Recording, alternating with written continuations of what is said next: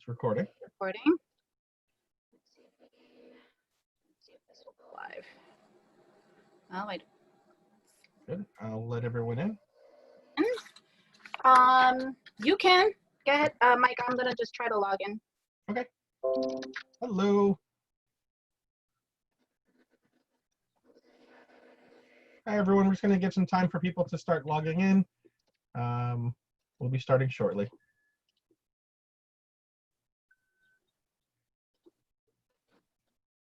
Let's see. Wait, did you? Let me see. And while we wait, I'll put some files into the chat. I have some stuff from the CDC. I have a procedure that I'm going to go over today, so you don't have to worry about trying to write everything down. I'll give it to you. Let me start posting that stuff now. This is from the CDC on hand washing in 4 different languages.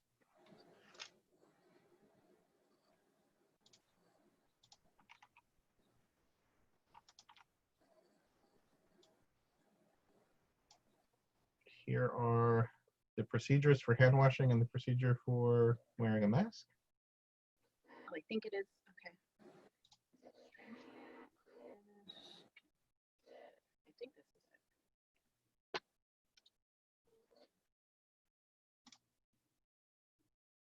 Okay. It's loading. I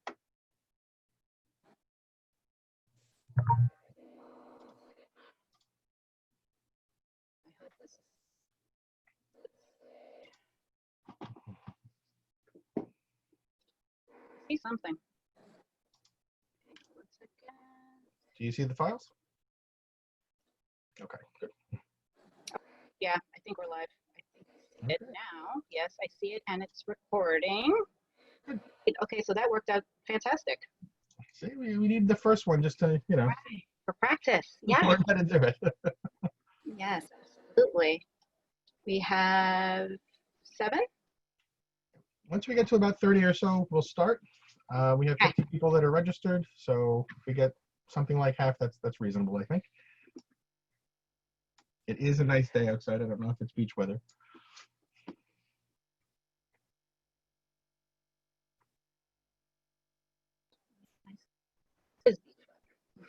Maybe everybody's at the beach. Yeah.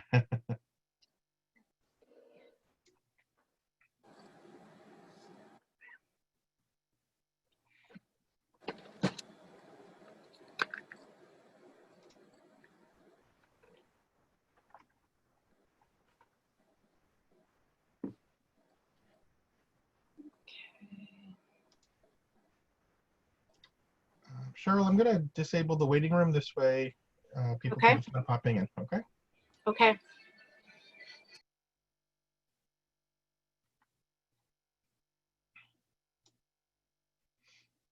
And then one weird thing about Zoom is that if you've joined after I put some files up, you won't see those files.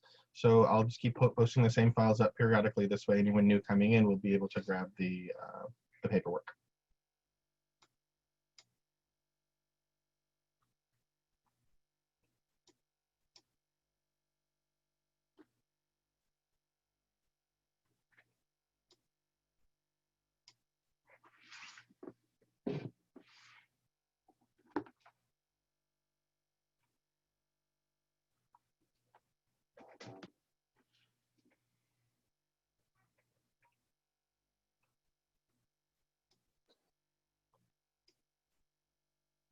And if you hear any small snoring behind me, that's my 5-pound Yorkie, who's seen me present so many times she's thoroughly bored, and she voices her opinion from time to time while I present. It's okay. I have mine here too. I have my dog here too. He's right next to me actually too. So that's why every now and again I'm putting it on mute so you don't hear him snoring because he snores really loud. That's the interesting thing about the quarantine. Like the dogs and pets and you know all the animals in our apartments and houses, they love that we're home. They have no idea why, but they love that we're home. Absolutely. No, you're It's absolutely. hard to tell her I got to go back. Let me see if I can share it. Oh, that's great. So it's recording and it's live on Facebook. That's Yes. great. There is a lot of technology going on right now. I know, we didn't get this lucky last time, right? Remember? Well, we're learning it as we go. There's a learning curve. Let's see.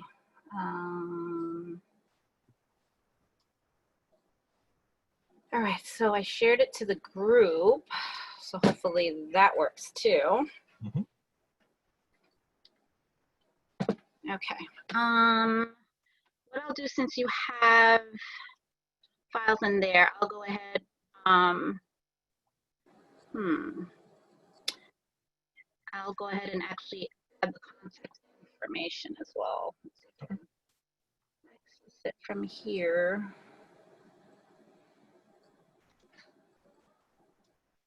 I think this is it. Okay, I have it. I mean, I'll share it again. Okay. Okay.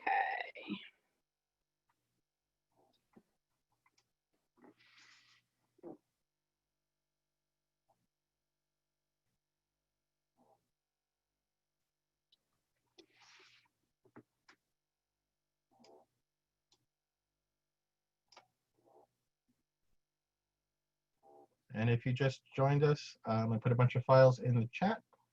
I have from the CDC guidelines on hand washing in 4 different languages, and then I have the procedure that we're going to discuss today. Those are the 2 Word files. One is teaching children to hand wash, and the other is teaching to wear a mask. And I say children, but it really applies to anyone. I try to make this as general as possible so that really anyone that can follow think of it as a recipe. Anyone that follows the recipe is going to end up with the same outcome.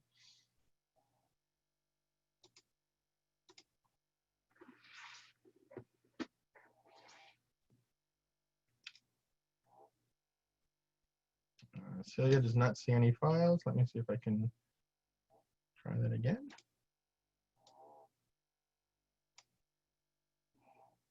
You don't see any files in the chat?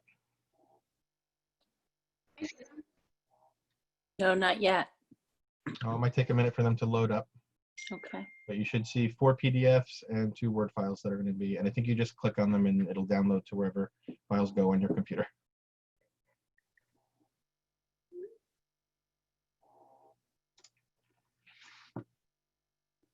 And I'll probably say this again once we get started, but the way I have the presentation set up is we'll discuss hand washing, and then I have some time for questions, and then we're going to discuss mask wearing, then I have some time for questions, then we'll discuss hand washing, and then I'll have some time for questions. So if I don't get a question the first time, I'll definitely cover it the second time.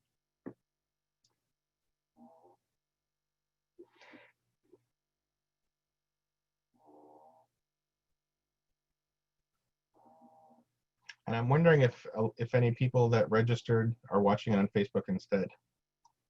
So they might not show up in the Zoom necessarily. Oh, that's true too. Maybe. So maybe we'll just start at 10 after anyway, and yeah, anyone can just good. join as we go. Okay. Okay.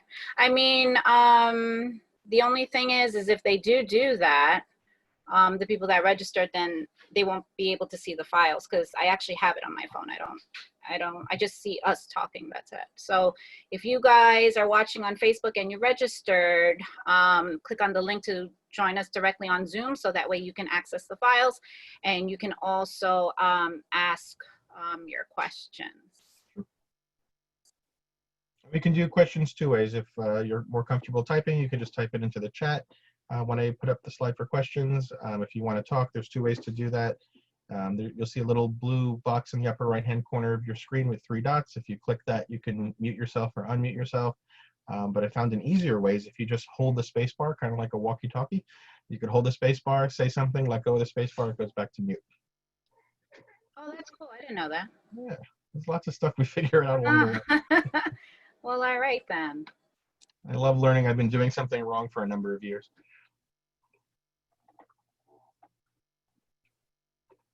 Yeah, I just tried it. It worked. Yeah, see?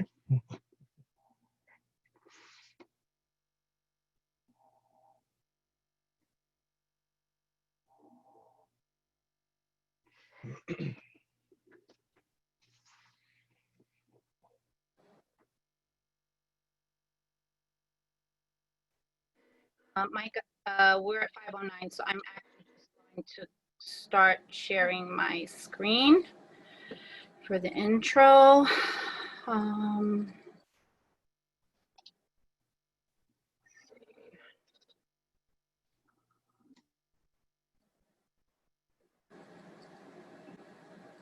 This is okay. Oh, that was easy. Okay.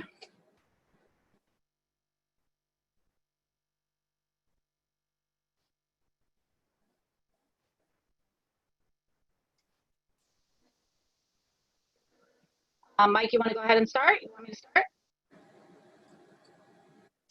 Yeah, we can start now. All right. So I guess disabled the waiting room, right? So just so people can come in. Okay. Let me just start this from the beginning. Hopefully this doesn't give me any issues. Right. It looks Everybody good. see that?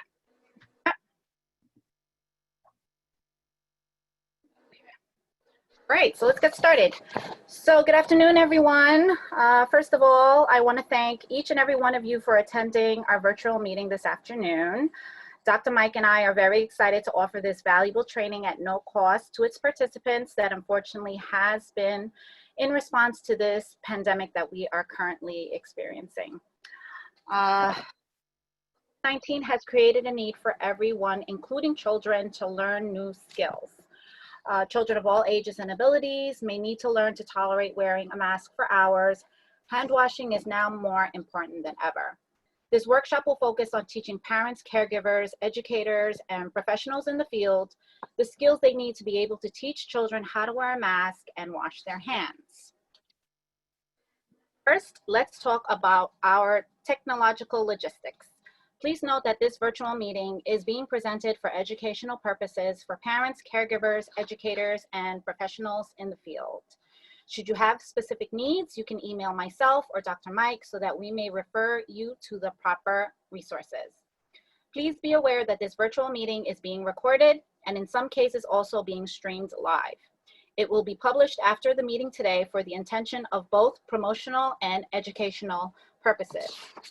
Everyone has been muted upon entry and will remain muted during the course of the presentation unless otherwise specified. If you have a question during the presentation, please type it in the chat box. Dr. Mike or I will try to answer your questions in the amount of time we have allotted. We apologize in advance that all of your questions may not be answered. However, if you do have a question that was not answered, here is Dr. Mike's contact info, his website, as well as mine. The link to our Autism Parent Groups page on Facebook is also listed. If you are a parent, caregiver, family member, or friend of an individual who has autism, I invite you to join our support network. This contact information will also be made available to you in the chat for download. Now it's finally time for introductions and a little bit of history about our autism group. For those of you who do not know me, my name is Cheryl Ocampo, and I am the founder and organizer of a parent support network called Our Autism Lifestyle that in the past couple of years has been on Facebook. I founded the group in the year 2006, a year after, in response to my own daughter's autism diagnosis. We were originally called the Queen's Autism Meetup Group on a platform called meetup.com. In the year 2008, we incorporated as a nonprofit organization, then renamed the Queens County Parents Autism Coalition Incorporated. Although our nonprofit status dissolved around 2013, the core group of parents that have been with me since 2006 continue to be part of our autism family today. When my daughter was diagnosed with autism, I was lost, confused, and in need of support. I had two typical older children before her, and I had no idea what autism even was. I have made it my passion to reach out to other families like mine in order to share resources and strategies in order to help us in this complicated, often sometimes frustrating society of parenting a child who has special needs. Along my journey, I ended up going into the field myself, working different aspects of the field. I am currently a behavior intervention specialist for a local agency working in a day habilitation program. I support adults who have both physical and developmental disabilities. However, I have experience working with school-age students as I previously also worked as an ABA therapist. Along the way, one of our group's most prized collaborators has been and continues to be Dr. Mike Marroquin. Our dear friend and mentor has provided support and training for the families of our network for possibly a little over 10 years now. He has truly impacted the lives of our autism group with his parent trainings by teaching us how to improve the quality of lives for our children. Dr. Mike has given us hope when we had none. Oftentimes, many parents went to Dr. Mike, such as myself, in tears, feeling defeated by our children's challenges. However, Dr. Mike has always told us that we can when we thought that we couldn't. We are proud that he is part of our autism family. Thank you, Dr. Mike, for offering to conduct yet another valuable workshop. I know how valuable your time and your expertise, and I am truly grateful that you continue to contribute to our group and our community. I hope everyone watching today will see just how much of an asset you are to the autism and special needs community. I also want to take this time to thank our dear friend and autism family member, Eula Iftimu, who generously contributed to the video of this presentation. I now turn it over. I have sound effects. I now turn it over to our dear friend, our mentor, and member of our autism family, Dr. Mike Marroquin. Well, you got the applause already. Yay! Thank you, Cheryl. So it was interesting. There was a discussion on Facebook. I think somebody learned that the Department of Education in New York City was considering opening live for September. But everyone needs to wear a mask, including kids with special needs. And, you know, I don't know if that's true or not. I don't think they've officially announced anything yet. But the chatter, you know, through Facebook was, you know, how is that possible? My kid won't wear a mask. My kid can't wear a mask. That's not okay. You know, what are we going to do? What are we supposed to do? And Cheryl, of course, tagged me in the discussion. And I thought, okay, let me see what this is about. I'm almost never on Facebook. And, you know, once every couple of weeks, I'll look through it and see what's going on. So when I look through it, I'm thinking of it from, you know, a different perspective. I see things through a behavior analytic lens, and I look at any situation that someone's in where they cannot be successful or they're not currently successful. I look at it as it's a skill acquisition issue. They don't have the skill that they currently need to be, you know, effective or adaptive in that situation. Now, I work with students, you know, the youngest I've worked with is 3, the oldest I've worked with is 30, and I've worked with everyone else in between. And I thought about it from the perspective of, I've taught kids to wear their socks and shoes all day at school. I've taught kids, you know, to wear a book bag and don't, you know, walk away from it on the bus. I've taught kids, you know, to do a lot of things that are very similar to wearing a mask. Hand washing, you know, I still teach kids how to do that. So I thought, well, if I looked at it from the perspective of, if the child doesn't currently wear a mask, they need to learn that skill. If a parent believes that their child can't wear a mask, then the parent needs the skill in order to be able to teach their child how to do it. And so I posted, you know, this seems like it's a good idea for a workshop, and we did the workshop last week and we got a pretty big turnout. So it was nice seeing that. So we decided to do it again because a number of people last time, you know, got locked out because the event filled up. So I want to make sure that everyone has the information that they need. And realistically, we have about a whole month before school, you know, is even going to start. So we have time. We have time to teach it now. The day before school starts is not the time to teach wearing a mask. And at that point, it's too late. You have to rely on others to do it. So the risk of teaching your child to wear a mask, and let's say we find out in September that that's not the case, your child learned an extra skill. Nothing necessarily problematic with that. So I will start my screen.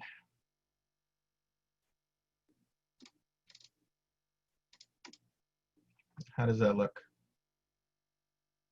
Can you see it? Good. Okay. So COVID-19 produced a change in the environment. We adapt to that change by learning new skills. And this is not just children with autism or adults with autism. This is everyone. We've all, I mean, for me, I know in particular, I can't tell you how many times I've walked back to my car from the supermarket or the drugstore because I forgot my mask. And I noticed somebody coming out of the store as I'm walking, I was like, totally forgot that. I got to go back. I did it today, as a matter of fact. So I'm learning a new habit. You know, I don't need to learn how to wear the mask. What I do need to learn is how frequently I need to wear the mask. And even looking at myself in terms of hand washing, I think everyone could wash their hands for a little bit longer than they do. I thought of that a couple of times today, just want to make sure I'm doing it correctly. So there's always room for improvement.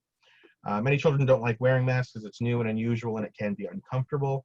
Many kids are okay with washing their hands, but everybody can use some improvement. A procedure that we use in behavior analysis to teach anyone to do something that might start off uncomfortable. And to give you an example, I've used this procedure to teach children to do blood draws. I worked with some students who have medical conditions that require frequent blood drawing. And again, it's either 3 or 4 medical personnel have to hold someone down to take a vial of blood, or somebody can voluntarily walk into a room and produce a vial of blood without getting upset, without getting emotional. I've used the same procedure to teach kids to tolerate dental procedures. I've used this procedure to teach kids how to tolerate. I had a couple of students recently who were afraid of the auditorium. Yeah, at one boy in particular, at some point he saw some show and the characters came off the stage and he got very upset. So he decided, I just won't go into auditoriums and my world will be a little bit better. So I use the same procedure to teach students how to tolerate things that they don't like in general. So shaping is a procedure that breaks down any task into many smaller parts, making it easier for parents and children to experience more success at each small step. So if you take anyone, the terminal step is, let's say, riding a bike. So if you tell a student, okay, I want you to ride your bike and you've never ridden a bike before, you're going to fall off. You have to. That's how you learn how to balance. You might scrape a knee. You have to, because that's how you learn how to be safe when you're on a bicycle. But all of the steps that get you to being able to ride your bike, up and down the block or around the corner, all of those steps along the way are important. So by breaking those steps down into smaller pieces, 2 things happen. You get to practice those very small pieces, and you're more likely to be successful if, let's say for bike riding, we're talking about just putting your foot on the pedal and taking it off. And because the steps are so small, you're more likely to be successful completing them. You're more likely to encounter reinforcement after completing them, and the whole process gets easier and easier as you go. The more practice you get, the more reinforcement you get, and so on. Each child may start off at a different step based on his or her present level of ability, and this is true for any skill. Make sure you have a mask that's not too loose or not too tight. Proper fit is really important. If a mask is too small, it can be very uncomfortable, making the entire process a lot harder. If a mask is too loose, it might, there might be an issue in terms of doing it correctly, but having it not result in the mask staying on. So I definitely recommend that people try a variety of masks, a variety of materials, to see what seems to work best for that particular person. The first thing that we're going to do is identify what the reinforcer is, and this allows us to find out what a child is willing to work for. The work in this case is wearing the mask for longer and longer durations of time. Once you've identified a strong reinforcer, you can now start shaping. And the overall goal is for your child to wear the mask in order to get access to that reinforcer. This is called grandma's rule. There's a couple of different names for it as well, but this is called grandma's rule, and it works as long as you're in control of the reinforcer. So an example, for my grandmother was, I wanted to go out in the backyard and play. She wanted me to eat my vegetables. And we had a compromise. You're going to eat these many vegetables, and then you can go outside and play. And the next time it was finish the vegetables, and the next time it was pick some vegetables, and it just kept going and going and going. This works really well as long as you're in control of the reinforcer. If you're not in control of the reinforcer, then why should I eat my vegetables? Right. So to start, let's say you've done that, and the easiest way to do this, most parents, most caregivers that spend a lot of time with somebody, they're able to identify the top 2 or 3 reinforcers. If you don't know, though, let's say we're talking about a new staff member, or talking about someone whose reinforcers change very quickly, what you can do is just lay out a number of items in front of someone and see what they select first, and then without replacing it, see what they select second, third, and fourth, and that'll sort of give you a hierarchy in terms of what they're willing to work for. I encourage everyone to start wherever your child is. The document that I put up in the chat is sort of for everyone. I don't know necessarily who will be using the procedure, so I put in as much information as I could for everyone. So for most children without a developmental or cognitive delay, a conversation and a demonstration may be all that you need. And at that point, you're just teaching time and place. So you're teaching a child, okay, you don't have to necessarily wear it in the car, but when we go outside to walk into the supermarket, put your mask on. Or you don't necessarily need to wear it, at home, but if, company's coming over, or some people are coming over, then you do have to wear it, when you're there. For in preparation for what could be happening in September, I look at it from the perspective of whatever skill someone's going to need then, we should practice now. So that could be wearing a mask in the car for 45 minutes to an hour if you have a child who's expected to be on the bus for 45 minutes or an hour and wearing a mask. If you never get to it at home, you shouldn't expect it to happen, you know, on the bus going to school. And I always like to sort of give myself a little bit of wiggle room. So if the bus trip is typically 35 minutes or 45 minutes, get to an hour, because even if there's traffic, even if there's, you know, some car accident in front of the bus, that you're still within the child's comfort zone in terms of their ability to wear the mask while in a vehicle. So if a student does have cognitive delays or developmental disabilities or other physical issues, this is a systematic step-by-step approach. And the biggest mistakes that I see when people use this approach is either going too fast or not actually using the procedure, using other techniques that may, you know, not be part of this. So you really can't go wrong by going too slow. It's just going to take a little bit longer to get there. By going too fast, you can frustrate someone, you can upset someone. If you have somebody with physical aggression issues, then that you could have some physical aggression, which could be a problem for them or problem for staff. So the first step we're going to work on, the first thing we're going to work on is holding the mask. And the idea is that if you've never worn a mask before and now we're asking you to cover your face, it might be a very alien sort of procedure that you're not comfortable with. But if you can hold something in your hand, then it's not that big of a deal. So if this is what the student can tolerate at first, there's nothing wrong with starting there. So in this case, you know, place the mask in the student's hand, ask them to hold it, and then you're going to count up out loud for 10 seconds. 1, 2, 3, 4, 5, 6, 7, 8, 9, 10. Thank you very much. You take the mask away, give them access to the reinforcer. And I think I put it on the previous slide. We're going to assume it's an iPad. That's a very easy thing to use as a reinforcer. So thank you for holding the mask. Here's your iPad for 2 minutes. Now, holding something for 10 seconds to get access to 2 minutes, there's nothing wrong with that. It's quick and easy. And at that point, you're teaching the procedure. What you're teaching is two things. You're teaching how to hold on to the mask. You're also sort of desensitizing to the mask. If it's something that you've never seen before, holding it's pretty easy. It doesn't really require much effort. But you're also teaching the procedure of, I want something, then you get something, then I want something, then you get something. And the more often you practice it, the easier the whole rest of the procedure is. So you take the mask away after they've done the 10 seconds, give some form of verbal praise. I like response-specific praise, which is telling someone exactly what they did right. I love that you were able to hold that mask for 10 seconds. Great job. Instead of just a general good job, good job, good job. Then you hand over the iPad, you take back the mask. They have access to the iPad for a period of time. You don't want it to be too long, because if you can get half an hour of access to the iPad from holding a mask, why would I want to do much more than that? But if it's 2 minutes, 3 minutes, you know, whatever it is, then you have more opportunities to practice and more opportunities to give up the iPad for a reinforcer. And then for my last step, and you're going to see this pattern go throughout the entire process, repeat this step until it's easy. All right. If it's very low effort for you to say, do me a favor, can you hold that mask? They pick it up, they hold on to it, they're ready. Great, here's your reinforcer, and we're done. Once that's so easy that the student or child doesn't need any other assistance, then you're ready to move on to the next step. So the next step would be placing the mask on one ear. So it is in contact with their face, but it's not covering their face yet. So it's just pretty much hanging from one ear. Same procedure after that. 1, 2, 3, 4, 5, 6, 7, 8, 9, 10. Thank you very much. You take off the mask. Here's your iPad, and you take your break. Same thing in terms of verbal praise. I like that you could wear it on your ear. That was great. You could even throw in some stuff that, think of what the teachers and school staff might be saying in September. Oh, I like your mask. That was really nice. You did a great job. So you want to mimic some of that so that they get what they're used to at school. You know, they're learning how to receive that sort of at home. Again, repeat this step until it's easy, and then move on to the next step. If your child takes off the mask, you know, off their ear in the middle of counting, so we're going to consider that a trial that didn't work, and we're just going to take back the mask, not hand over the iPad, wait a couple of seconds, and then try again. And at that point, a small correction, you really need to wear it on your mask just until I count to 10, and then we're done. 1, 2, 3, and so on. So what the child is learning is that if I comply, if I follow the directions, if I wear the mask on one ear for 10 seconds, mom gets what she wants and I get what I want, and we can move on. Now wearing it on both ears, this is sort of the final step in terms of the physicality of the mask. It's the last thing that you're going to have to teach in terms of how to do it.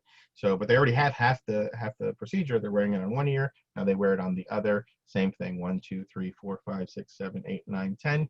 Great job wearing the mask. It looked really good on you. That was awesome. I'll take the mask back. Here's your iPad. You get it for 2 or 3 minutes, and then we start over. And again, repeat this until it's easy. This is the last step in terms of the physical procedure. So you might spend a little bit more time here in order to get it to become easy than you would at some of the previous steps.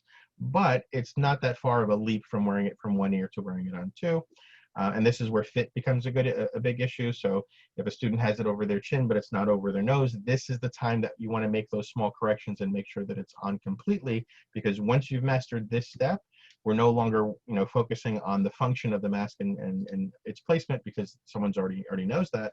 The next step is really just increasing the duration so that we can get to whatever duration is necessary, at school or while transporting or anything. So now that your child's been able to tolerate wearing the mask for 10 seconds, we're going to start slowly stretching out that length of time. Have your child put on their mask. You can use a timer if your child likes timers, or if the person you're working with likes timers, you can use timers. I like to use counting with the verbal count and the visual count, so that sort of indicates the passage of time through counting. And anyone that's ever been in elementary school, they work on counting, so most people have that skill. And even if you're a 5-year-old that's now entering kindergarten for the first time, they are going to work on that skill in school as well. So you're piggybacking off of what's going to be taught anyway. So now instead of counting and stopping at 10, we're going to stop at 15. Now again, starting at 15 is going from 0 to 15 is difficult. Going from 10 to 15 isn't that much. And what will happen is most people will realize, okay, 5 extra seconds didn't make or break the event. I can do it 5 more seconds. And then when that's up, same as before, that's a great job. You did it for 15 seconds. I'm so proud of you. Here's your iPad. And again, keep practicing until that step is easy. Once you get to 15 seconds, all you're really going to do is just keep adding time. How much and how often you change the time interval really depends on the individual. Think of it in terms of, you want to always keep the procedure kind of easy. If it's kind of easy, you're less likely to result in frustration. You won't get frustrated. They won't get frustrated. If you go too fast too soon, you're more likely to have a problem, and then you have to do some error correction. So we keep adding time. When 15 seconds is easy, go to 30. You're just doubling the interval. Now, starting at 30 might be very difficult and result in a lot of failed trials, but starting from 15, it's not much of a stretch to 30. When 30 seconds is easy, double that, go to a minute. When a minute's easy, go to 2. When 2 is easy, go to 4, and you just keep expanding and expanding. When you get to about a minute or so, sometimes 2 minutes, instead of taking the mask off before handing over the iPad, let the student play with the iPad while wearing the mask. So now you're sort of a neat trick. You're getting someone to work while they're playing, all right?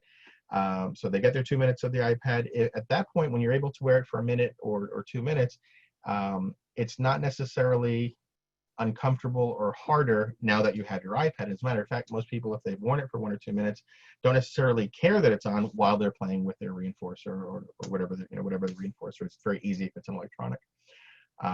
So now you have the minute or 2 that you worked to get access to the iPad. And if, let's say, someone's using the iPad for 3 minutes, you then have 3 minutes while you're using the iPad, and now we're up to a total of 5 minutes without complaint, without a problem. At that point, you can go from, practice 5 until it's easy, then you can go to 10, practice 10 until it's easy, go to 20. And again, you don't absolutely have to keep doubling it. If you're noticing that it's getting harder and harder to get to the end of an interval, then just back that up a little bit to, instead of from 10 to 20, go from 10 to 12 to 13 to 14. So you control how small the steps are on that staircase and how many steps there are on that staircase.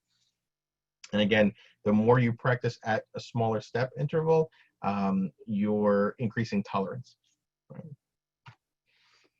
Once that's easy, you're up to a couple of minutes, you can then start fading out that reinforcer. When you get to about 30, now doubling that is an hour. Now, if you're just going to sit in a chair wearing a mask for an hour, no one's going to like that. But if it's wearing a mask while you watch TV for an hour, nothing wrong with that.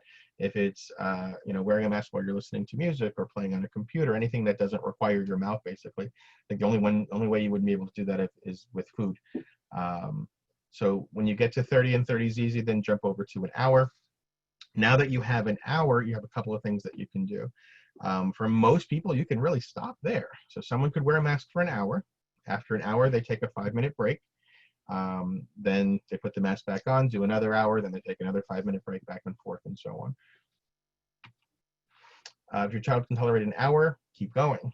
The next steps are to wear it for an hour and then continue during the reinforcer. So you had an hour of wearing the mask in order to get the iPad. And now if you're working for an hour, you should be able to play for an hour. So you wear your mask for an hour to get the iPad, and then you wear your mask for an hour while playing with your iPad. Now you have 2 hours without complaint, without problem. You might need a reminder. What you'll start to see is sort of the mask starts to fade down a little bit. It's sort of hanging on the side of your face a little bit. At that point, fix your mask. Now, just saying fix your mask at that point should result in the student being able to correct it, because you've said that a million times up to that point. So if you're up to the 2-minute mark and you see that it's sliding off someone's nose, just fix it a little bit, put it back up, and that's it. So all of the practice that you've been doing along the way is going to get it to the point where from across the room you can say, do me a favor, pull up your mask a little bit, and they can fix it. Once that's easy in whatever location you're teaching it, then you can start generalizing that skill to other places. Where's your child going to need the skill? If they are taking the bus, then you should be practicing in your car. If they are going to be, in a classroom, practice in your living room, practice in a bedroom. If they're in a day program, practice in all of the rooms that you have access to. The more places that you practice with the skill, and the more people that practice with you, the more you're normalizing that skill so that you can do it anywhere. There's not that big of a stretch from a supermarket to a drugstore. There's not that big of a stretch from one room in an apartment to another. But the more places you practice, the more likely it is that the person will have that skill no matter where they are. If you're going to bring other people in, I advise that you bring other people in once we're at that half-hour mark or hour mark, because then from their perspective, they're coming in when it's already mostly taught. So grandma's a good one. Grandma doesn't really require too much of their grandchildren. So grandma comes in and says, oh, we're working on, teaching him how to wear a mask. So grandma, when you see his mask sliding, can you ask him to pull it up? Don't do it for him, but ask him to pull it up this way. He's wearing it correctly. From grandma's point of view, or from, a sibling's point of view, it's pretty easy. Look, he's able to just do it because they didn't see all the steps that you did to get to that point. There's going to be lines in school. Practice on lines, go to a supermarket on a weekend. You're not going to enjoy it, but you're going to practice waiting in a line. You're going to practice taking turns. You're going to practice waiting. You might need to teach those skills separately. And let's say waiting in line, that's something that a lot of people have issues with. You can use the same exact procedure to teach waiting in line. You're going to start waiting for 10 seconds. And then when that's easy, you're going to wait for 20 seconds. And when that's easy, and you're just going to keep on going. So it really is the same procedure. If the student is going to be in recess, practice in a backyard or in a park. Wherever you practice the skill, you're giving the student the ability to use the skill in a variety of locations. You have to practice too. If your child is in their living room on their iPad wearing a mask, you can make that a little bit more normalized if you are cooking and you're wearing a mask, or if you are watching TV with them and you're wearing a mask.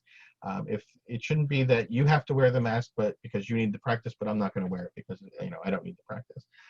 If you're in a place where there's staff generally will be wearing masks anyway. But that again, it makes it just the thing that we do. Right. So the more often that you practice and the more places that you practice, the better you'll be able to create that new habit. Because once you get to that 30-minute mark or that that hour mark, you're not teaching a new skill anymore. You're stretching the duration to as long as it needs to be, and you're teaching a habit of grab your mask before we get in the car, or grab your mask from the glove box as we leave the car, or we're entering the building now, so put your mask on, or we're going from a room where there's nobody to a room where there is somebody, so we need to wear a mask, and so on. Think of it like wearing shoes. So if you expect your child to wear shoes someplace, they should probably also wear a mask in that place. And now you have about a month, actually last time we did this was about a month and a half, so you have about a month and a week before the new school year, assuming we're starting in September the way we always do. So we have that time to practice it. I'm going to show you some videos now of somebody that we worked on with this, and she said, you know, my kid can't tolerate a mask. He's not going to like it. He's not. And I said, well, how often have you taught it? And she said, well, I haven't taught it yet. I said, well, that's why. And I think she was expecting me to come into the house and teach him how to wear the mask, which I could have done. But then I have to come over the next day, and I have to come over the next day, and I have to come over the next day to keep practicing to get up to that, you know, the right time. When we were about to start, I said, okay, get ready. Here's the procedure. She read through it. I said, you're going to do this. And she said, well, I'm going to do it. Yeah, you're going to teach him how to wear the mask. And it didn't take much training. She did it very easily. And then the rest of it was just practicing. For him, the reinforcer wasn't an electronic device, though. It was a ride in the car, which I really liked because that gives us a second place to practice. So we practiced in her kitchen. When that was easy, we then started practicing in the car. So the video that I have, I didn't know where he was in terms of where to start. So I asked her, I said, you know, where is he in terms of putting the mask on? Has he ever worn a mask for any period of time? She said, yeah, he can get it on mostly. You'll see him, you know, struggling a little bit with putting it on, but he's put it on before. So I didn't have to teach holding it. I didn't have to teach 1 ear and then 2 ears. When mom said, put your mask on, he was able to put it on both ears, but then usually within a few seconds, maybe 3 or 4 seconds, he would pull it off, you know, immediately. So at that point, he was learning to tolerate the mask. And since we knew what his reinforcer was, he wanted, you know, to ride in mom's car. We took a picture of the family car and we cut it up into 6 pieces, basically making a puzzle. So every time he successfully practiced wearing the mask for, again, starting with 10 seconds, he would be given a piece of that puzzle. When the puzzle was complete, we went for the car ride. The first time we did this, he went for the car ride with dad for a few minutes and then came back, which gave us 6 more opportunities to do it again. And then he took a car ride with mom. Mom now requires that he wear a mask in the car at all times. This is a week. This was last week on Monday, I think we practiced it. So at this point, he's now wearing a mask in the car 95% of the time. Every now and again, she'll check in the mirror and say, fix your mask, please. He puts up the mask or pulls down the mask, whatever's wrong with it. He fixes it. He's not at all upset about it. He's not at all worried about it. We are now teaching, she'll email me every couple of days. Here's where we are. What do you think we should do next? I said, go to the store, you know, let's practice before or after every meal, because that gives you sort of regular intervals to work on it. And she's just working on duration. She's just trying to get the duration up as high as it needs to go. But he's not learning how to wear a mask. He's now learning how to wear a mask for longer and longer periods of time. So I will show the video. We can go for a drive. Come on. Okay. Sit here. And then I'll share my screen. And to put things in perspective, he's taller than me. Whenever I work with, you know, incoming kindergartners or younger, you know, I always tell parents, you know, work on these skills now because it's a lot harder to teach these skills when they're taller than you. The same procedure, it's just that they're taller than you, and that makes things a lot harder. So here he is. He is already kind of, he's already indicated that he wants to go for the ride. And some of the history is normally he would ask for a ride and they would go for the ride. Now he's asking for the ride. We're saying, sure, you can go for the ride, but we have to do this mask practice thing first. So he's learning that sort of give and take. You have to give me, you know, what we're looking for, and then you can have what you're looking for. And at the point of this video, we'd already gotten up to 10 seconds, and this is the first time mom is doubling it to 20 seconds. We can go for a drive. Come on. Okay. Sit here. Why don't you sit here? Sit here. Okay. Here's your mask. And there's the mask, and you can see in her hand she has the pictures that he's going to be getting. When he gets that 6th picture, the final picture, then he's able to go for that ride. Right? You're going to put on your mask. Put it on nicely. Fix it on your chin. Good boy. This is an example. I think the mask is a little too small, so he covers his chin, it opens his nose. He covers his nose, it opens his chin. She told me she ordered some new ones, and she thinks that the bigger ones will definitely be easier. But even if you typically will wear a larger mask, it's still okay to practice using the the cheap surgical masks, because if a student loses his mask, they're not going to get him the same mask that he had. You might not have the ability to drive to school to drop off the mask that he's used to. So it's good to teach the masks that are going to be available in most situations, because that's what he would have access to. Fix it all the way up, covering your nose like this. Okay, now we're going to count, okay? We're going to count for 20 seconds. 1, 2, 3, 4,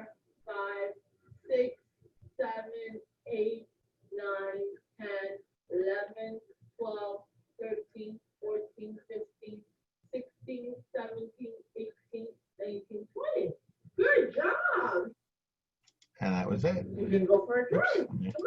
So that was the first time he hit 20, and that was really doubling the interval from 10 in the previous trial to now 20. And again, we're just going to keep stretching that out. Now we're going to go for 25 seconds. Now, you want more? Hold on. More?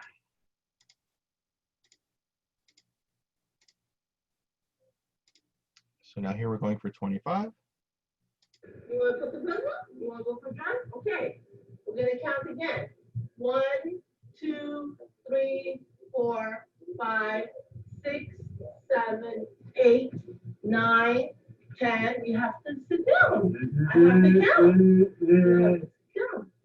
We're going to start over. 1, 2, 3, 4, 5, 6, 7, 8, 9, 10, 11, 12, 13, 14, 15, 16, 17, 18, 19, 20, 21, 22, 23, 24, 25. Good job. Here you go. Now, realistically, he wore that mask for way more than 25 seconds because we got the first 10 seconds plus the 25. So we're really up to 35 in terms of actual time, but in terms of counting out without interrupting and without stopping, he did that 20. That was excellent. There was nothing I would do to change that. He got his next piece, and now we keep stretching out that interval.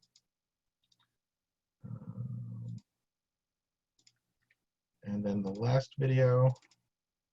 1,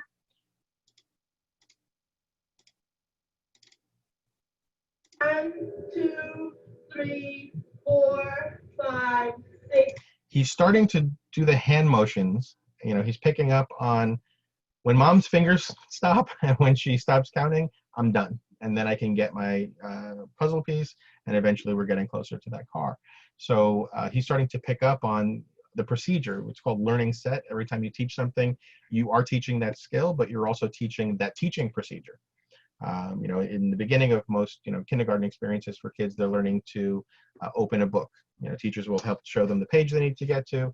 By first and second grade, they're used to opening a book. So you don't have to teach that skill anymore, but now you can teach about the content of the book. So this is the same kind of thing here. He's learning, all right, I put this thing on my face, mom counts for some period of time, and then I get what I want. 7, 8, 9, 10, 11, 12, 13, 14, 15, 16, 17, 18, 19, 20, 21, 22, 23, 24, 25, 26, 27, 28, 29, 30. Yay! Awesome. Want another one? So for him, he was able to get to 30 seconds within, I believe, the first 20 minutes of even working on this at all. Minus the time that it takes to do the car ride. That's another issue. The car rides in particular take a long time to complete, so that is an issue in terms of what the reinforcer is. Let me go back to this PowerPoint. Okay, can you see that? Can you see the PowerPoint? Yes. Okay, good. So again, the more you practice, the more people that you practice with, the easier it is for everyone. Oops. Any questions, comments, or concerns about mask wearing? If you have a question, you can put it in the chat, or you can just hold the space bar and ask your question that way.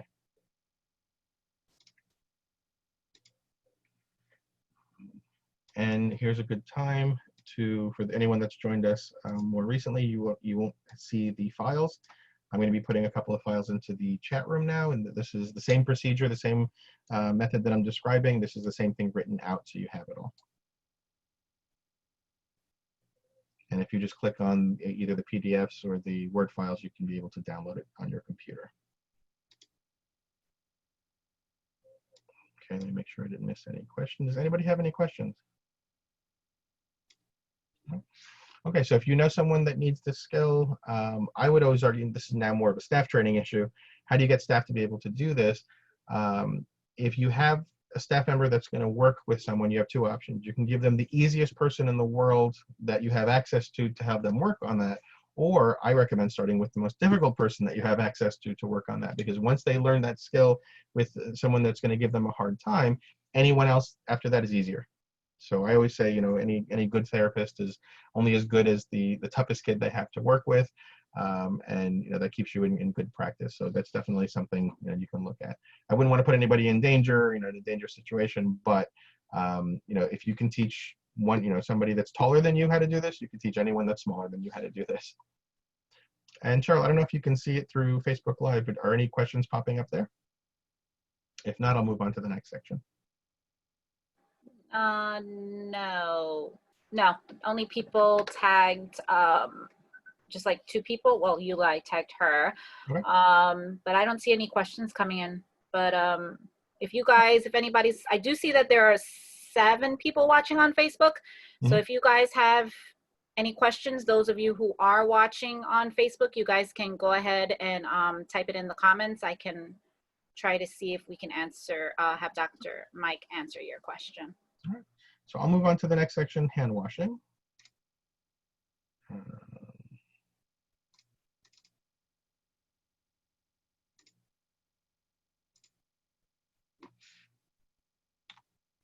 Okay. So again, similar to the first procedure, it depends on your child's level of ability. Most kids that have gone through any level of school, they're learning how to hand wash. But depending on a student's cognitive ability or developmental delay, or sometimes even physical abilities, you might need different methods of teaching it, or teaching it better than normal. And mistakes I tend to see with hand washing is either playing with the soap too much. I had one kid that used pretty much an entire bottle of soap while trying to wash his hands, or not using enough soap. So it becomes, you soap your hands, then run it under the water, and you're done. So it has some of the correct steps, but not all the correct steps. Some kids or adults will respond well to verbal instructions. If that's all you need, that's all you need. Others might need visual instructions to really see what the procedure looks like. And I'll describe 2 methods that we can use for that. And if that's not sufficient, then hand-over-hand guidance, and I'll show you some procedures for that as well. Hand-over-hand guidance will work with anyone at that point. So verbal instructions, and this is for students that can easily follow directions. What I like to do is watch your child wash their hands. So, give the instruction, do me a favor, go wash your hands. Kid goes into the bathroom and you're watching. And whatever step they tend to mess up, if they're using too much soap, you're gonna say just 1 pump, just 1 squirt. Or if it's a bar soap, and they have trouble picking it up, maybe you need a smaller piece of soap, or even a bigger piece of soap, whatever's easier for their fine motor skills. So you watch them wash their hands, and you verbally prompt only where they make a mistake or where they need more help. And then you try again. Okay, so do me a favor, use less soap. Let's try it again. So the second time should look better than the first. And the idea is that you just alternate between practicing and adding feedback, practicing and adding feedback, back and forth until it looks good. Keep practicing until your child can wash their hands completely without the need for you to say anything. That could be done for some kids in 2 or 3 tries. For other kids, it might take 2 or 3 days. And if you have access, if there's siblings in the house, I like this a lot. Once you teach someone how to do it, ask them to teach the younger siblings how to do it.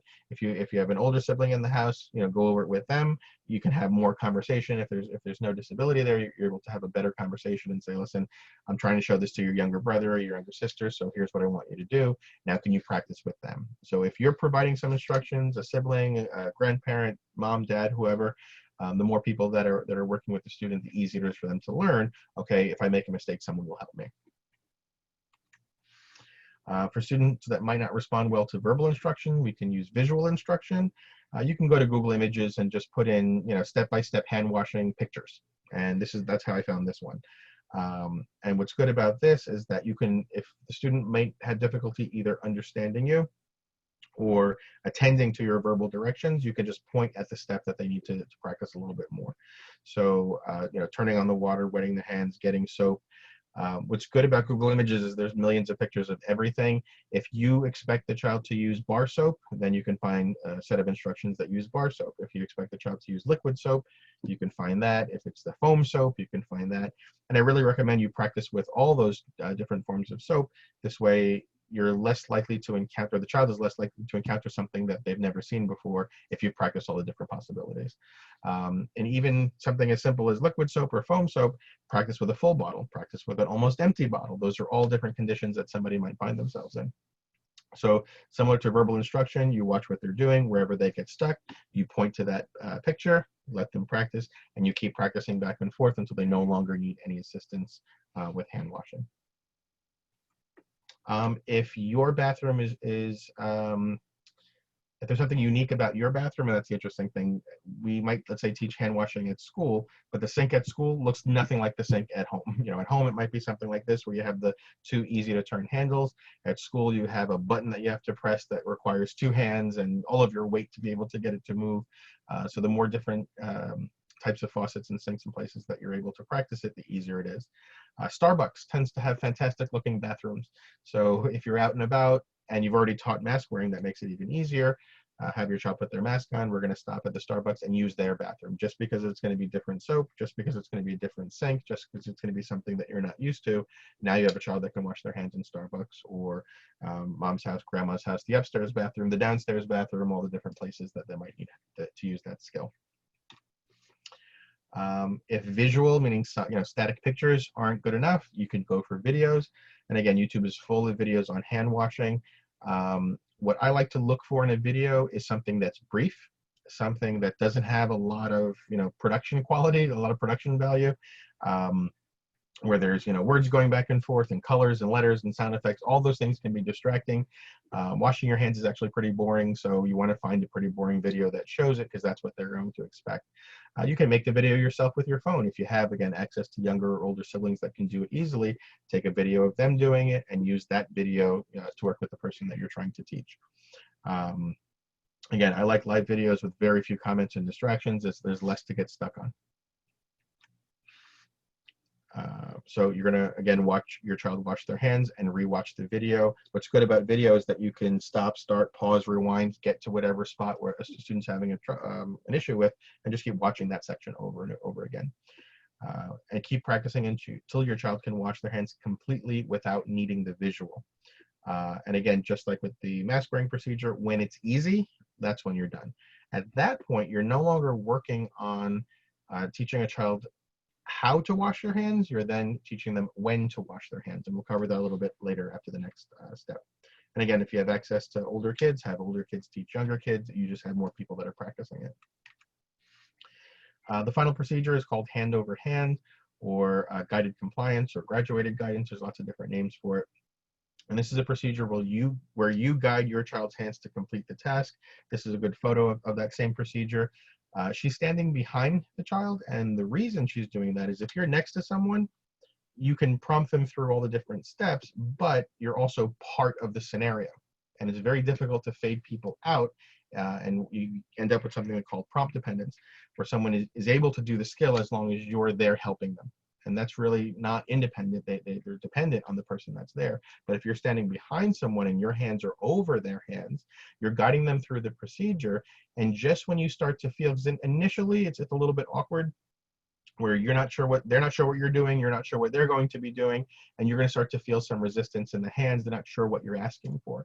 But once you practice a couple of times, you're going to start to feel the other person's muscles sort of anticipating what comes next, reaching for the soap, reaching for the water, reaching for the towel. You'll start to feel that you have to do a lot less. When that's the case, if you're starting off with hand over hand, the next step would be hand over wrist, hand over forearm, elbow, shoulder, and then eventually you're standing in the doorway watching, and someone is completely washing their hands the way that they're supposed to.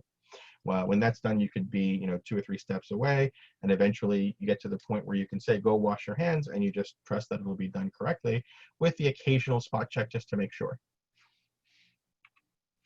Let's see. So as you start to feel that they're anticipating your movements, you start to do a little bit less. You can let your child do any of the steps that they can do on their own without assistance, and then maybe you jump in wherever they need help. And again, you're going to provide more assistance when they get stuck. You're going to provide less assistance when things look a little bit easier. And the more you practice, the more you normalize it. Practice often. Your child should be able to wash their hands when told to do so. And unfortunately, that's where a lot of people stop. And that's not a useful skill. If the only way I know how to wash my hands is when someone tells me to, I'm dependent on other people telling me when to wash my hands. When do we typically wash our hands? A good practice I always do is as soon as I come home, I might wash my hands. Or If I'm going from one child's house to another child's house, I'll wash my hands when I get there. When I go, when I go from one building to another, I might wash my hands. Certainly when my hands get sticky. And that's something that I think very few people teach. If your child likes pancakes or waffles or anything involving syrup or honey, put a little dot of it on the table where they're very likely to encounter it with their hand. One of two things is going to happen. They're going to notice the sticky stuff on their hands and they're going to get up and go wash their hands. Or if they don't have that skill, 9 times out of 10, they're going to go like this, all right, showing that they don't have that particular skill. That's a good time to say, well, your hands are sticky, go wash your hands. You can do that with markers, you can do that with paint, so that you have a visual stimulus on your hand that tells you when it's time to go wash, or a tactile stimulus when your hands are sticky, or if you've been playing with sand or Play-Doh or anything else. Those are all different cues that it's time to go wash your hands. Spot check from time to time to make sure that they continue to do it well. And if you're seeing someone starting to slide where they're not rubbing their hands long enough or often enough or using enough soap, you spot check and sort of assist wherever it's needed. But again, just like mask wearing, you're teaching a new habit. Any questions or comments or concerns about hand washing?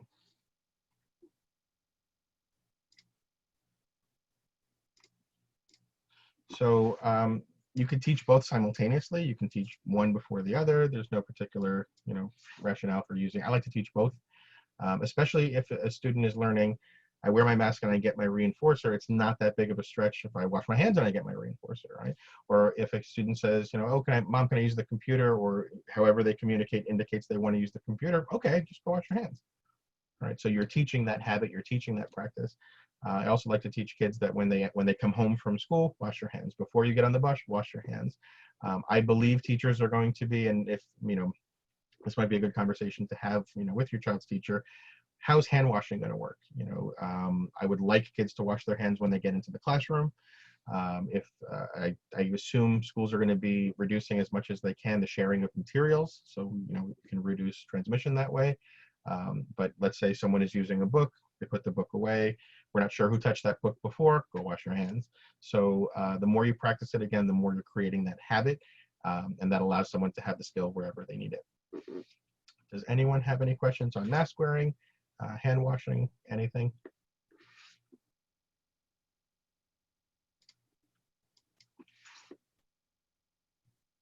Anything on Facebook? Actually, yes. Yeah. I don't know if she's actually, I think she's watching on Facebook. She usually joins our Zooms. This is Lillian. She's part of our group. I think it's more of a statement. She said, my daughter loves washing her hands. My concern is she puts her fingers in her mouth and bites her nails and touches her face often. We tried for years to stop this behavior. Mm-hmm. That's Lily. So her concern is the fingers in the mouth and biting the nails. So the issue there is if that's a very frequently occurring behavior, if I was in this person's house and she told me that, I'd say, how often do you think that happens? In an hour. Well, it's not really happening every hour. If it is happening every hour, then you need to practice very frequently, because the risk is really after she's touched something. So let's say, she walks into the classroom, turns the doorknob, to be able to come in, how many people touched that doorknob before she did, and now her finger's in her mouth. That's where the risk is at that point. So what I would teach there is very frequently, washing your hands, and you almost want to create, and I've done this with, let's say 5th grade, 6th grade students, you almost want to create a social contingency. So I had this with a student, she put her hands in her mouth and I said, uh-oh, you gotta go wash your hands now. And she just looked at me, okay, she was able to go and wash her hands, and then a few minutes later, her hands are in her mouth again. Uh-oh, you gotta go wash your hands now. So 2 things start to happen. If the hand washing isn't the most fun thing in the world to do, you're going to see a decrease in hands in her mouth, because it's always followed by, okay, you have to go wash your hands now. The other side of it is, if it's a frequently occurring behavior, you're going to get a lot of practice in hand washing. So you might get, I don't want to put my hands in my mouth because I have to keep washing my hands, or I'm going to keep washing my hands because I keep putting my hands in my mouth. I had another student where a parent was concerned. She said, my child touches everything, touches the floor, touches, the books, people walking by, and I'm concerned that they're going to touch the wrong thing and then put their hand in their mouth. So at that point, you have both issues. Teaching the mask wearing and the hand washing is one issue, but reducing the hands in the mouth is a second procedure that you would need to work on. If they're seeing it at school, they need to be working it at school the same way that mom is working on it at home as well. In the chat I have, as far as hand washing, which is best, the use of regular soap or hand sanitizer. Soap is better than hand sanitizer. In terms of ease, sanitizer is easier than soap. So if you have someone that might have, let's say, some sensory issues or some physical issues that make getting to the bathroom or hand washing more difficult, then hand sanitizer is a good second. But the way the coronavirus works is soap breaks up the virus and then the water washes it down the drain. Sanitizer, the virus is still on your hands. It just, I think it's the alcohol dehydrates the virus. So alcohol is very easy to rub on your hands. Where I'm cautious about that is someone that takes too much sanitizer, and if they rub their hands too fast, they might get it in their eyes or in their mouth or on somebody else's eyes or mouth. So I always teach hand washing using soap and water because that is the best way to start. If you don't have access to soap and water, that's when hand sanitizer is a better idea. And again, what's good about hand sanitizer is that you can carry a bottle with you. So I envision, kids getting off of a school bus and whatever the bus monitor or teacher is there, receiving them off of the bus. If they're standing next to the door, with a bottle, some for you, keep going, some for you, keep going. You have a line of kids that are sanitizing. And really, the idea is that if the child washed his hands before getting on the bus, there's some layer of protection there. Whatever germs happen to be on the bus, you're getting rid of that with the sanitizer as they walk into the classroom. If you aren't able to, for some reason, do that at the bus, then that should be happening as a student enters into the classroom. Grab some hand sanitizer.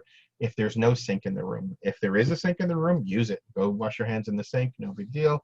If there's no sink in the room, then grab the hand sanitizer. Whole buildings full of children and adults are going to be washing their hands very frequently. So you could also use hand sanitizer, going back to the previous question.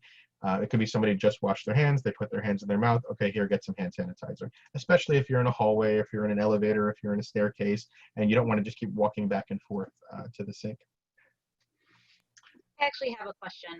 So what do we do with those individuals who, with the mask, they start putting it in their mouth, they start chewing on it, or now it's like on their forehead? What do we do with those individuals? So for kids that chew stuff, and we typically see that in a couple of ways, either kids that have pica, which is eating and swallowing inedible items, or it could just be a sort of a sensory issue. Kids that like to chew things in general, you'll see sometimes people that will chew the collar of their shirt or chew their sleeves, any piece of fabric that they can get close enough to them. They'll chew it. Now we're asking them to wear a piece of fabric or paper, but don't chew it. So usually I try to do things that are incompatible in that way. So if someone's good at chewing gum, you can't chew a gum and chew your mask sort of at the same time. So you can have a stick of gum as long as you're wearing your mask. So what'll happen is you're going to get that sensory input from chewing the gum, and you don't necessarily have to seek it from chewing the mask. But if that's really prevalent, if someone is really chewing and chewing often, then you have to, again, just like hands in your mouth, you have to work on that behavior before you can kind of get to the next step, which is tolerating a mask on your face. And let's see.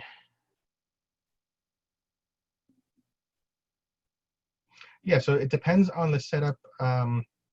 Nicolette Moore, I'm reading your question. It depends on the setup of the building.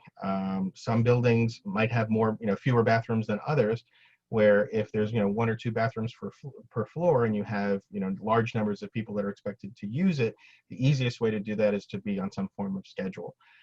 If there's no water, at that point, that's when the sanitizer will sort of take the place of the regular hand washing. But again, there's no reason that someone shouldn't be able to wash their hands to some degree with every hour or so. Do they need to? Depending on what they're working on, they may not need to. So again, I would substitute, if you don't have access to soap and water and a sink, then the next step would be hand sanitizer. If you don't have access to that, then a baby wipe is good at removing material, sand, paint, whatever you're working on, but it does not sanitize. I believe there is one brand that does. I think it might be Wet Ones, the red package, that there is antibacterial stuff in the wipes. If that's something that you have access to, and again, finding all this stuff is now becoming an issue. I tried to buy a container of Lysol the other day, still can't find it. So using what you have, but in order of sort of best practices, to the sort of less best practices would be hand washing with some form of soap and water for 20 seconds. If you don't have access to that, then the next step would be using hand sanitizer. I believe it has to be 70% or higher in terms of alcohol content. And then the next step would be, using a baby wipe or something else that can remove some material. But good question. But think of it this way. Everyone that's learning these procedures today, you have a month to work on that. So you have a month to teach hand washing with soap. You have a month to teach, hand sanitizer. You have a month to work on all of these things. And the hardest part is the first day. It is never harder than the first day. Day 2 is easier than 1. Day 3 is easier than 2, and it just keeps getting easier and easier. And it becomes a pattern. When it becomes a pattern, it's not how, it's just when. We're doing that hand washing thing again, Mom? No problem. I got it. Let's go. Okay. Any other questions? Mike, we had less than what I anticipated, but I'm still curious. I'm actually going to launch the poll now. I know I was supposed to actually do that in the beginning, but just to see who we have in the who we have here in the group. Let me see if I can do it. If we have a lot of parents, and again, parents are permanent teachers. All right, I always describe when a child goes to kindergarten for the first time, they could have the most loving and caring and wonderful kindergarten teacher who will do everything they can, for that child to educate them. And then next year, they're going to do the same love and care and guidance with another child. But mom is the same mom from kindergarten to first to second to 25 to 35 and 44 and so on. My dissertation is hanging on my mother's refrigerator. I'm not 100% sure if she's read it, but it's there, just where all my other arts and crafts and stuff used to show up when I was a kid. We have a lot of we have more professionals than parents right now. Oh, one more. Okay, so it's about split then. Looking at the poll. So again, if you are a professional in the room, print out the materials, bring that with you next time you're working with your client, and go over it with mom. And again, I would teach it not as I'm going to teach you how to wear a mask. It would be I'm going to teach mom and dad and grandma and the older brother how to teach their student how to wear a mask. This way you don't have to be there every day. And most people don't have the frequency of the meeting time that you would need to create a habit all on your own. But if you can teach 4 family members how to teach it, then they have the time and the space to really create that habit. If you are a parent, and again, you might not have access, talking about school teachers now. So if you're a parent, you might not have access to school teachers until September. So now you need to work on it, and dad needs to work on it, and grandma needs to work on it, so that by the time you get to school, even if we have a learner that has many barriers to picking up these skills, physical issues, cognitive issues, practice time issues, in competing behavior issues, if you start now, by the time we get to early September, you are some number of steps on your way there. If you get halfway there, you can then hand over the procedure to the teacher or to whoever runs the team and say, this is what we've been doing on all of August. I'd like you to continue that behavior and continue that skill once we start in school. This way you're able to really generalize that skill from home to now school or to work, if you're in a work setting or day have or anything like that. Mike, a question came in from Lily. From Lily again, she says, I don't know how other parents feel. Another concern I have, besides keeping the mask on, is actually wearing a mask for hours at a time. This can't be healthy. It is not unhealthy. Surgeons wear masks for 12 hours during surgery without passing out, without rebreathing carbon dioxide. Carbon dioxide and oxygen flow in and out of the mask very easily. And a lot of people you see in the news, they're getting hung up on the virus is smaller than the mask. This can't work. They're ineffective. That's not true. What masks trap is the water vapor. So when it's cold outside in the winter and you exhale and you see a little steam, that's water vapor that your body is producing. That's the mechanism of transfer of the virus from one person to the next. So the mask will hold on to that water vapor, preventing it from clearing the mask. And you'll see there's all sorts of tests that people are doing. If you have a candle, you put a good mask on, an N95 mask or a good thick cloth mask on, or multiple layers of cloth, you should not be able to blow out the candle. And the idea is that it's sort of a group issue. The more people that are wearing the masks, the less water vapor in general that's in the air that could potentially contain the virus. One big risk that we have with this disease compared to a lot of others is the asymptomatic people. If your facility, if it's a school, if it's a day hab, if it's a home with, let's say, 10 people that live in the house, if you have, extended family, the more people that are in the house, if one of them is asymptomatic, everyone else is exposed without even knowing it. So my assumption is that there's going to be some number of asymptomatic people on a school bus, in a classroom, online, in a store, in a supermarket, and so on.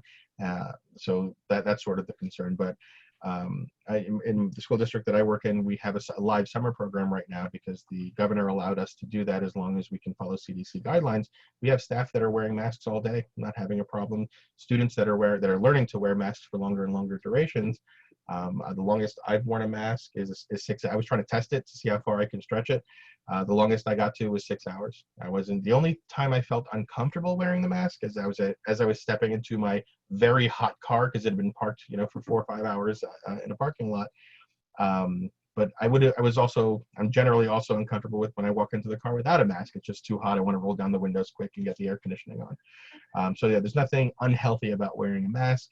And anytime I'm in a position where, someone says, well, should we be doing this or should we not be doing this, sort of like an ethical dilemma or an ethical concern, I think it's good to look at it from the perspective of what are the risks of doing it and what are the risks of not doing it. The risk of wearing a mask, all day, let's say, everyone says, well, how can my kid wear a mask all day? The risk of wearing a mask all day is you might be uncomfortable. If it's too tight or something, you could be pulling on your ears, or there might be a line, something like that. The risk of not wearing a mask is you can get sick, and you can get really sick. There isn't really much data, unfortunately, on the long-term effects of COVID-19, especially in pediatric cases. So I would rather have someone be a little bit uncomfortable than potentially getting sick and dying. But yeah, there's no problem necessarily with wearing a mask all day physically. Mm-hmm. My 7-year-old special needs daughter complains that she can't breathe and insists on taking off the mask. She does not comply sometimes, but sometimes I'm concerned that she indeed is having a hard time breathing because we don't know if she has asthma. Okay, so that's an issue. If there is something that's restricting breathing in the first place, then I would work with a doctor to say, what is the best kind of mask that we can wear? So whoever is working with her for asthma, that would be the kind of person that I'd want to know. The other sort of wrinkle to this, and I get it when she needs the nebulizer. Okay, so here's the issue. If she does have asthma, now she has a pre-existing condition making COVID much more dangerous for her than it is for other people. So you have to think about it in terms of a balance. Is it temporary comfort or long-term, disability or worse from contracting COVID? So yeah, I would definitely work with a doctor in terms of what is a mask that won't restrict breathing. And again, they don't typically restrict breathing because the molecules of oxygen and carbon dioxide are so small they can get through very easily. And again, think of a doctor doing a 12-hour surgery, without passing out or getting dizzy. But yeah, I would definitely check with a doctor to see what is the best type of mask to wear. And keep in mind, they have lots of different kinds. I don't have any with me right now, but there's one. It basically looks like a sleeve, like a turtleneck, but made out of it's like a basketball short, kind of a material. They're called gaiters. They're used for hunting to sort of break up the lines of your face, but it goes around your neck. And then when it's time to wear it, all you're doing is pulling it up over your nose. When you're taking a break, you take it back down. So if the doctor says there's nothing physically about her that would prevent her from wearing the mask, then I would just work on teaching it in smaller and smaller steps. She goes into a full-blown tantrum when forced to do something she doesn't want to. And you said she's 7. Could you imagine what that's going to look like at 37? So teach it now, and you won't have to deal with it at 37. The thing is, she has we believe she has pathological demand avoidance, okay. Where sometimes she's cooperative, but sometimes if she just doesn't want to do something, she will make a full-blown tantrum in the middle of any store, wherever she is, and many times we'll end up escorting her back to the car, but sometimes we're not able to do that. So there have been times where we ended up letting her not wear the mask, although I know that's not the best thing. We do have that gaiter mask that you talked about, but she always pulls that down around her neck. We have all different kinds of masks that we got from doctors. My mother-in-law made one that's double ply material, one that's single ply material, trying to find something where she can breathe more easily, that at least it's some kind of protection over her mouth. Mhm. So that last one where it's just single ply material, she'll wear that more often than any of the others. Okay. So that's And the one that I even would stick still, with. it's hard to get her to comply for more than 10, 15 minutes. Okay. So I would imagine, so this isn't necessarily a mask issue. It's anything she doesn't feel like doing is difficult. Yes. So I think of it, but again, the shaping procedure that I gave you, substitute mask wearing with any of the steps of any other procedure that you want to teach, and it's pretty much the same thing. So how do you get her to brush her teeth? How do you get her to brush her hair? How do you get her to take showers? If you have that task avoidance issue, you're generally going to see those behaviors in any time you ask her to do something. Exactly. Yes. Turning off the iPad and going to bed, you're going to get a tantrum there too. Yes. And although maybe we could do this as another workshop, but although it's not the focus, tantrums continue because they work. All right. Could you imagine if I went to work, my boss handed me a stack of work, and I just dropped to the floor and started crying, and she said, "All right, go home. We'll pay you anyway."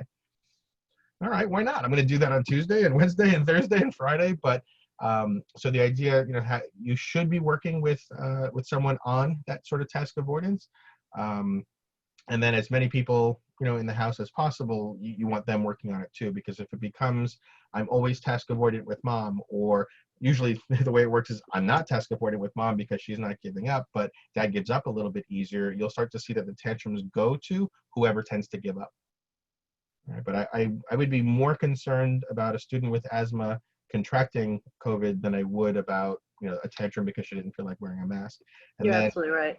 And then again, I don't know what's going to happen in September for state schools or for most city schools, private schools.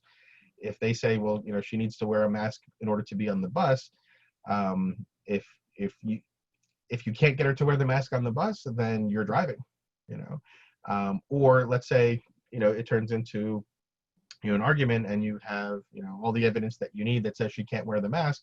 Now you have a child on a bus with some other number of children in basically a moving tin can, rebreathing air, resharing air. Air from the front of the bus is entering the back of the bus, and vice versa. So I worry about even if you're able to convince everyone to not require that she wear the mask, now she's in more risk for COVID. Thank you. No problem. What makes this mask better than the general disposable mask? Okay, so what's good about the gaiters is that if you have somebody with fine motor issues, it's really difficult sort of getting that loop around your ear and loop around the other ear.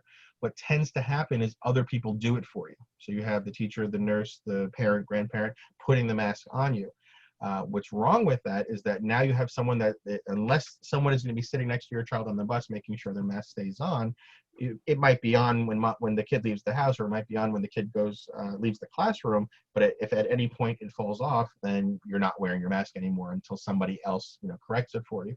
So what's good about the gaiter is that it's basically a turtleneck that's not connected to your shirt, so it can't fall off of you. Because it can't fall off of you, all you have to do is pull it up. It's a lot less effort. But for some kids, that could be a problem if they have sensory issues where they don't like certain fabrics touching their skin. That might be more uncomfortable than something that's only touching your ears.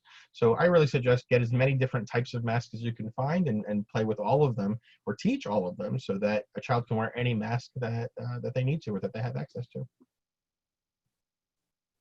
Okay. Any other questions on Facebook?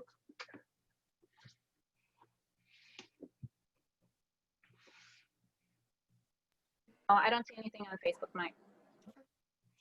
Well, thank you very much, everyone. And you know what, before we go, let me just put up the documents one more time, just in case anyone new came in.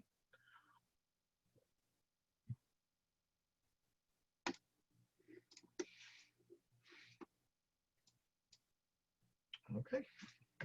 Thank you very much, everyone. It was nice meeting you. Get practicing. Thank you so much, everybody, for joining. Thank you. Bye. Take care.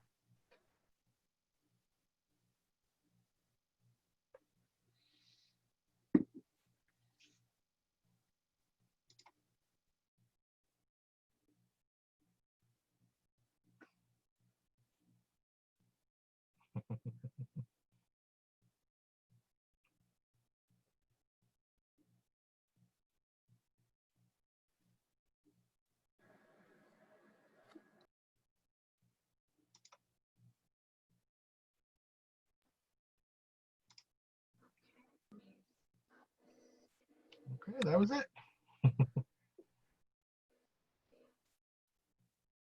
You